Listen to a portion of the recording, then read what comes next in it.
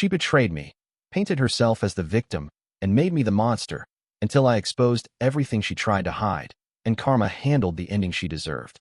We'd been together for 3 years. I'm Leo, and she's Maya. Friday, June 12th. Our usual dinner spot, La Tavola. Booth by the window, one flickering candle between us. Just like it always did. I thought it was a sweet habit once, no distractions. Now I realize it was a shield. We ordered the same rigatoni we always shared. She laughed about something the waiter said, but her smile didn't reach her eyes. I remember thinking she seemed somewhere else. But I brushed it off. You don't expect the ground to break under your feet when it's been steady for so long. That weekend, she said she'd be at her cousin's for a small get-together. I wished her fun, told her to text me when she got there. She didn't.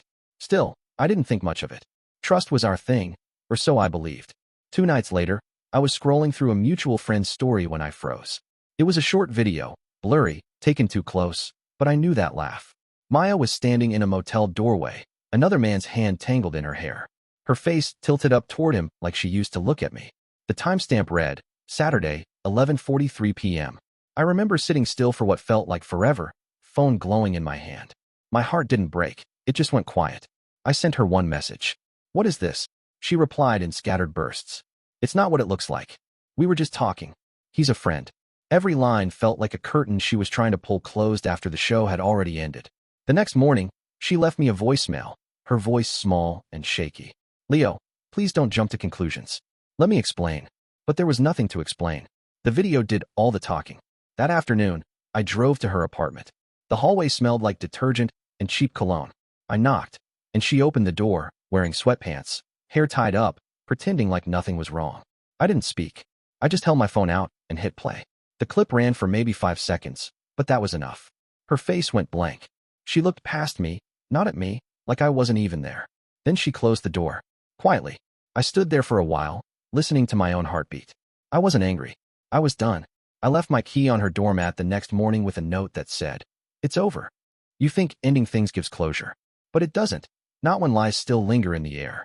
I tried to move on, delete the photos, clear my messages, mute her name everywhere it popped up. I wanted to erase her from my life completely. But she didn't let me. 2 days later, her post appeared on my feed. My ex was my biggest mistake. Public. Captioned with 3 laughing emojis. I stared at it for a long time. My name wasn't mentioned, but it didn't need to be. Mutual friends commented, some offering sympathy, some gossiping. I realized she wasn't just erasing me. She was rewriting me. That's when I decided I wouldn't stay silent. I wasn't going to fight dirty. I wasn't going to beg. But I wasn't going to let her turn me into a villain in her story either. She thought ending things meant I'd disappear. 2 days after I walked away, she made sure I couldn't. Her post popped up on my feed like a taunt. My ex was my biggest mistake. Public. Wide open for everyone to see. The caption had 3 crying laugh emojis, like the whole thing was some kind of joke. At first, I didn't react. I just sat there, phone in my hand, reading the comments roll in. You deserve better. Men are trash. Good for you, girl. I felt the heat rise in my chest, not from heartbreak this time, but from the realization that she was rewriting the story. A week ago, she was in another man's arms. Now she was painting herself as the victim. I stared at that post for maybe 20 minutes. Then I decided silence would only help her narrative. So, I replied, not with rage, not with insults, just with the truth. I wrote, You posted this after I found a video of you with someone else. Then I attached a single screenshot, timestamp visible, location pinned. That's it. No drama. No long caption. Just facts. Within minutes, the thread blew up. Comments came fast, some asking questions, others defending her, a few saying nothing but popcorn emojis. Then my notification started. Her best friend messaged me privately. Leo, stop. You're making this worse. Her brother called, saying I should let it go. I guess it's easier to protect the liar when she's crying. A few hours later, Maya posted again.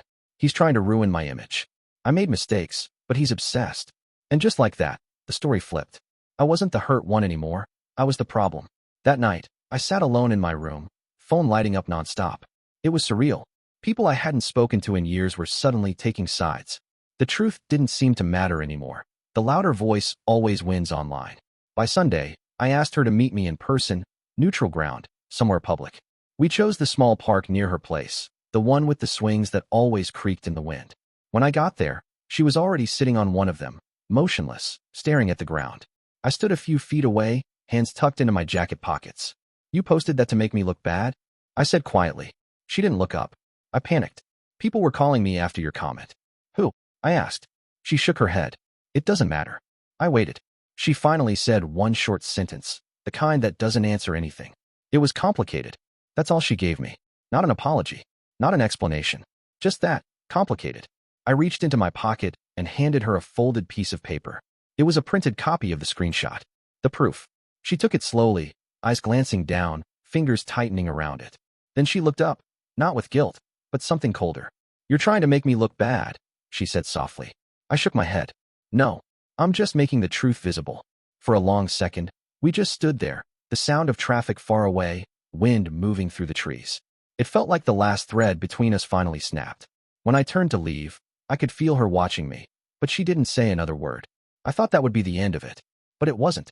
That one whisper, "You're trying to make me look bad," was just the start of something bigger. She didn't stop at lying on social media. She started reshaping the entire story behind my back. That whisper became the spark that started the real fire. For a couple of weeks, the noise didn't stop. Maya's version grew louder while mine got quieter in people's feeds. Close friends sent cautious DMs, strangers took sides based on a single post, and I learned how quickly sympathy moves on social media. It wasn't about right or wrong anymore. It was about who could shape the story first. I kept my replies short. Facts only. Screenshots, timestamps, and a location check-in. I didn't want pity. I wanted the record straight. That felt rational when everything else seemed chaotic.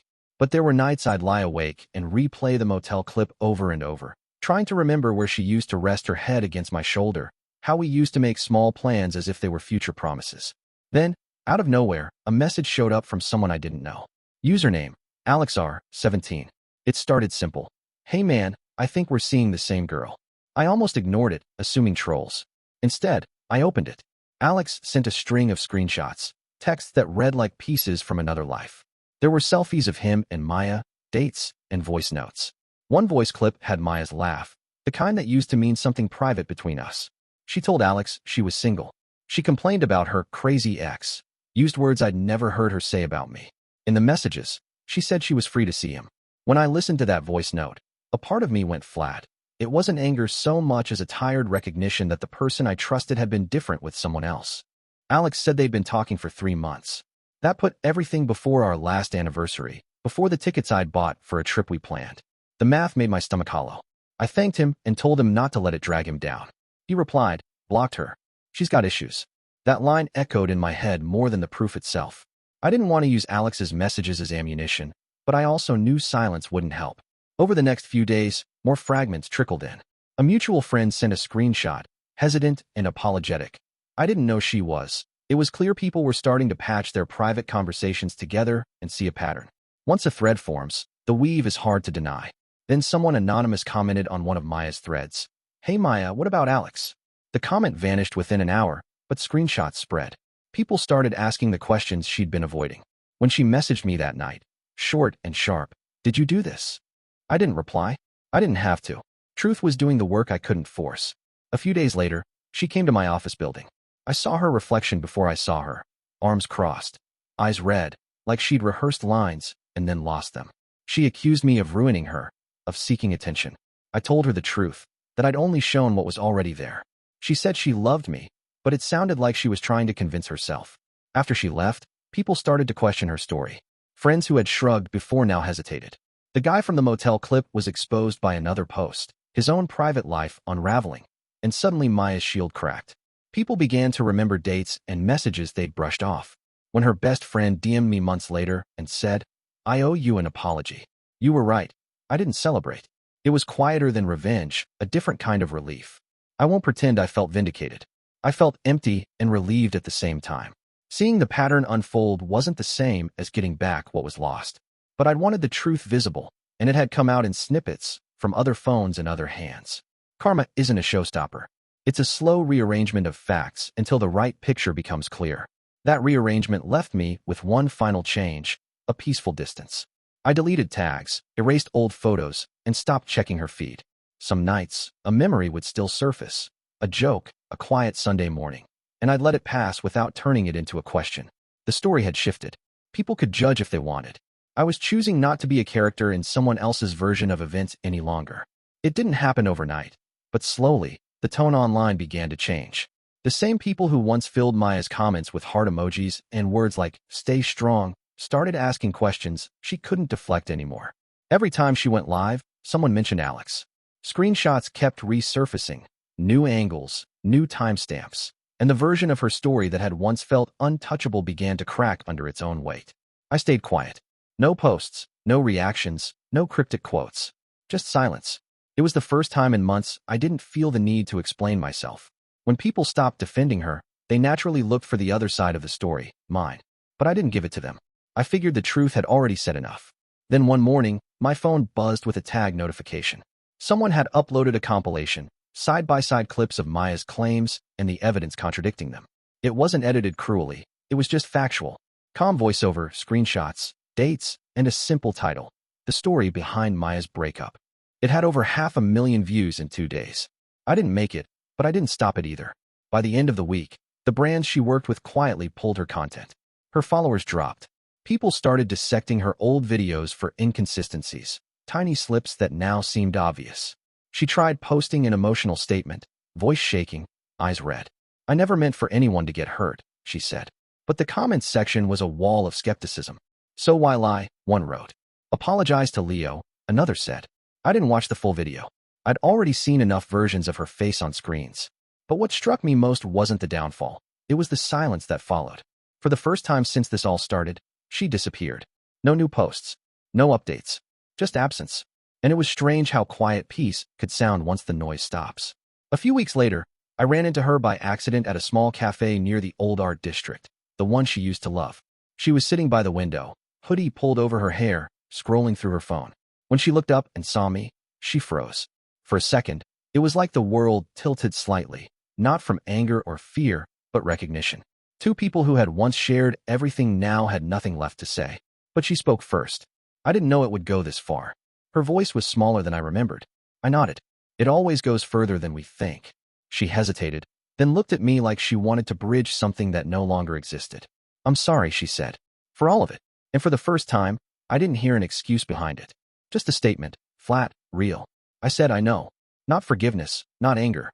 Just acknowledgement. She seemed to understand that was all I had left to give. We stood there for a moment, the air between us heavy with old memories that no longer fit. When I left, I didn't look back. Not because I was trying to prove something, but because I didn't need to anymore. Months later, I heard she'd moved cities. Started therapy. Got off social media. A mutual friend said she was quieter now, working a small job, keeping to herself.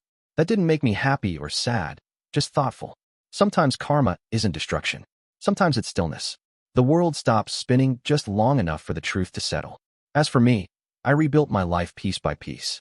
Went back to the gym, reconnected with people who'd drifted away, focused on the small, real things, morning runs, reading before bed, conversations that didn't need to be public. Now and then, her name would appear in my DMs, a new account, a short message like, hope you're doing okay. I never replied. There wasn't resentment left anymore, only a quiet distance I'd worked hard to earn. Looking back now, I realize revenge never really came the way people expect. It wasn't dramatic. It wasn't loud. It was watching the truth take its time, step out from behind the noise, and stand on its own. And when it did, I didn't need to celebrate. I just breathed, finally, freely, knowing that sometimes the best ending is no longer needing one. It's strange how silence can feel heavier than chaos. Months had passed since everything fell apart, yet sometimes, when I walked home at night, the world still felt paused, like it was waiting for something. But there was no more drama, no more posts, no more damage control. Just ordinary days stitched together by routine. That's how healing starts, I guess. Not with grand epiphanies, but with small, steady normalcy. I didn't talk about Maya much after it all ended. Not because I was hiding anything, but because I didn't need to. People around me slowly stopped asking, and I stopped replaying things in my head. The story that once consumed my life became something I'd occasionally remember, like a dream that fades before you wake.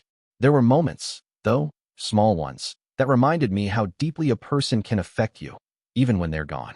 A certain laugh in a cafe, a perfume in the crowd, a playlist that accidentally loops an old song. It didn't hurt anymore. It just made me quietly acknowledge what was. I began seeing things more clearly, not just about her, but about myself. How I'd ignored red flags because I wanted the story to be perfect. How I'd confused loyalty with silence. How I'd believed that love alone could steady someone who didn't want to stand still. I realized I'd been trying to build permanence out of temporary pieces. One Sunday, while clearing old folders on my laptop, I found a video of us from last year. It wasn't anything special, just her laughing while I tried to cook pasta and nearly burned the sauce. For a moment, I considered deleting it. Instead, I watched it once, smiled at how naive we looked, and closed the file. I didn't need to erase it to move on. It could exist in the past, harmless and distant. Around that same time, I started journaling again, something I hadn't done since before Maya. At first, it was just scattered lines, half-thoughts about work and life. But slowly, it turned into something more: reflections, lessons, quiet gratitude. Writing helped me see that not every betrayal has to define you. Sometimes it just redirects you. A few months later, I ran into Alex again. He looked good, healthier, calmer. We talked for a bit. There wasn't awkwardness, just an unspoken understanding between two people who'd been through the same storm from different angles. Before leaving, he said, "It's weird, right? How peace feels when the noise is gone." I nodded. It's weird, but good. After that, I stopped measuring time by what happened with Maya. Life started to feel like my own again. I focused on work, picked up photography as a hobby, and met new people, not to fill the void, but because I finally had space for something real. Then one evening, I got an email. No subject line, just, "I hope you're okay. Thank you for not destroying me when you could have." No name, but I knew who it was from. I didn't reply. I didn't need to. The message wasn't for me. It was for her. Maybe that was her way of closing the loop. I deleted the email, turned off my laptop, and went outside. The city lights looked softer than usual, the air warmer. I realized forgiveness doesn't always mean letting someone back in. Sometimes it just means you finally stop carrying them with you. Looking back, I don't see villains or victims anymore. Just two people who loved the wrong way, at the wrong time, and learned too late what honesty really costs. The story that began with betrayal ended with understanding. Not dramatic, not cinematic, just real. And maybe that's all closure ever is. The moment you stop looking for an ending, because you've already stepped into a new beginning.